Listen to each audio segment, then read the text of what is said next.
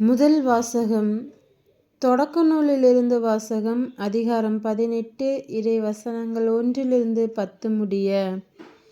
பின்பு ஆண்டவர் மம்ரே என்ற இடத்தில் தேவதாரு மரங்கள் அருகே ஆபிரகாமுக்கு தோன்றினார். பகலில் வெப்பம் மிகுந்த நேரத்தில் ஆபிரகாம் தம் கூடார வாயிலில் அமர்ந்திருக்கையில் கண்களை உயர்த்தி பார்த்தார். 3 மனிதர் தம் அருகில் நிற்க கண்டார். அவர்களை கண்டவுடன் அவர்களை சந்திக்க கூடார வாயிலை விட்டு ஓடினார். அவர்கள் முன் தரை மட்டும் தாழ்ந்து வணங்கி அவர்களை நோக்கி, என் தலைவரே, உம் கண்களால் எனக்கு அருள் கிடைத்ததாயின் நீர் உம் அடியானை விட்டு கடந்து போகாதிருப்பீராக. இதோ விரைவில் கொஞ்சம் தண்ணீர் கொண்டு வரட்டும். உங்கள் கால்களை கழுவிய பின் இம்மரத்தடியில் இளைப்பாறுங்கள். கொஞ்சம் உணவு கொண்டு வருகிறேன். நீங்கள் புத்துணர்வு பெற்றபின் பயணத்தை தொடருங்கள். ஏனெனில் உங்கள் அடியானிடமே வந்திருக்கிறீர்கள் என்றார். நீ சொன்னபடியே செய் என்று அவர்கள் பதில் அளித்தார்கள். அதை கேட்டு ஆபிரகாம் தம் கூடாரத்திற்கு விரைந்து சென்று சாராவை நோக்கி, விரைவாக 3 மரக்கால் நல்ல மாவை பிசைந்து அப்பங்கள் சுடு என்றார். ஆபிரகாம் மாட்டு மந்தைக்கு ஓடிச் சென்று ஒரு நல்ல இளங்கன்றை கொணர்ந்து வேலைக்காரனிடம் கொடுக்க அவன் அதன் விரைவில் சமைத்தான். பிறகு அவர் வெண்ணெய், பால், சமைத்த இளங்கன்று ஆகியவற்றை கொண்டு வந்து அவர்கள் முன் வைத்தார். அவர்கள் உண்ணும் பொழுது அவர்கள் அருகே மரத்தடியில் நின்று கொண்டிருந்தார். பின்பு அவர்கள் அவரை நோக்கி, உன் மனைவி சாரா எங்கே என்று கேட்க, அவர், அதோ கூடாரத்தில் இருக்கிறாள் என்று பதில் கூறினார். அப்பொழுது ஆண்டவர், நான் இளவேனிற் காலத்தில் உறுதியாக மீண்டும் உன்னிடம் வருவேன். அப்பொழுது உன் மனைவி சாராவுக்கு ஒரு மகன் பிறந்திருப்பான் என்றார். அவருக்கு பின்புறத்தில் கூடார வாயிலில் சாரா இதை கேட்டு கொண்டிருந்தார்.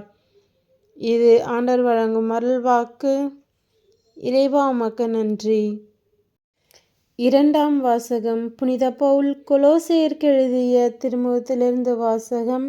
அதிகாரம் 1 இறைவசனங்கள் 24-28 முடிய. இப்பொழுது உங்கள் பொருட்டு துன்புறுவதில் நான் மகிழ்ச்சி கொள்கிறேன். கிறிஸ்து தம் உடலாகிய திருச்சபைக்காக வேதனையுற்றார். அவர் மேலும் படவேண்டிய வேதனையை என் உடலில் ஏற்று நிறைவு செய்கிறேன். என் மூலம் இறைவார்த்தையை முழுமையாக உங்களுக்கு வழங்கும் பொறுப்பை கடவுள் எனக்கு கொடுத்தார்.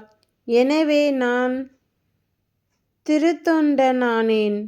நான் வழங்கும் இறைவார்த்தை ஊழியாக தலைமுறையாக மறைந்திருந்த இறைத்திட்டத்தை பற்றியது. அத்திட்டம் இப்பொழுது இறை மக்களுக்கு வெளிப்படுத்தப்படுகிறது.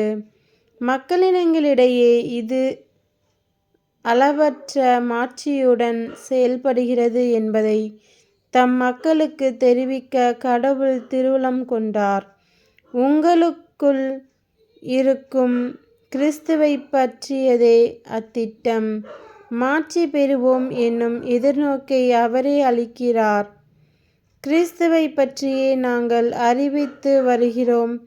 கிறிஸ்துவோடு இணைந்து ஒவ்வொருவரும் முதிர்ச்சி நிலை பெறுமாறு ஒவ்வொருவருக்கும் அறிவுரை கூறி முழு ஞானத்தோடு கற்பித்து வருகிறோம்.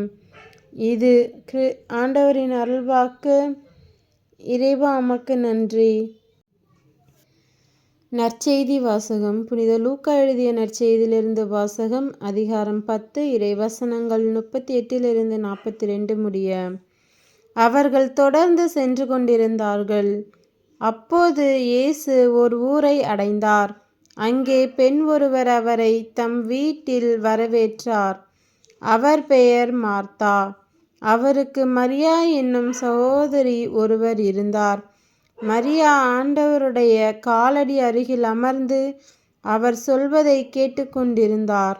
ஆனால் மார்த்தா பற்பல பணிகள் புரிவதால் பரபரப்பாகி இயேசுவிடம் வந்து, ஆண்டவரே, நான் பணிவிடை செய்ய என் சகோதரி என்னை தனியே விட்டுவிட்டாளே, உமக்கு கவலை இல்லையா? எனக்கு உதவி புரியும்படி அவளிடம் சொல்லும் என்றார். ஆண்டவர் அவரை பார்த்து, மார்த்தா, மார்த்தா, நீ பலவற்றை பற்றி கவலைப்பட்டு கலங்குகிறாய். ஆனால் தேவையானது ஒன்றே. மரியாவோ நல்ல பங்கை தேர்ந்தெடுத்து கொண்டாள். அது அவளிடமிருந்து எடுக்கப்படாது என்றார். இது கிறிஸ்துவின் நற்செய்தி. கிறிஸ்துவே உமக்கு புகழ்.